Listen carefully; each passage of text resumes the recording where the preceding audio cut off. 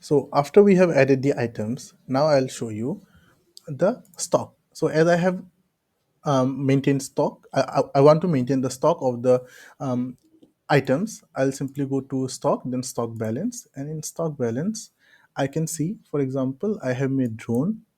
I gave the opening balance as 5, then drone body, my current stock is 10, and drone wings, my current stock is 20. Okay, so after reviewing the stock, next I'll move on to bill of material. So bill of material is nothing but we will define, like for example, we want to manufacture the drone. So to manufacture the drone, we need two raw materials, such as the first raw material is your drone wings, and the second raw material is the drone body.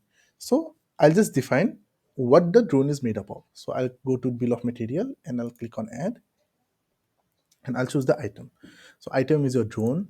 So quantity one to make one drone. Then we will need, for example, if there is any scrap items produced while manufacturing the drone, we'll select it here. Quantity one, for example, I'll put 0. As it is scrap, then description. Let's consider it is a normal waste. And the raw material.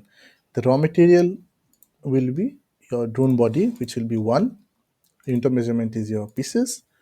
Rate, for example, I'll put 10.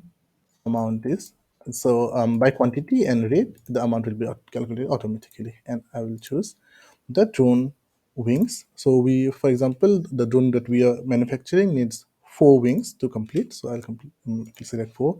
The inter measurement is pieces. Rate I'll consider, for example, as 40. So this is the amount, and I'll save it. So the bill of material is added. So the scrap item and the raw material.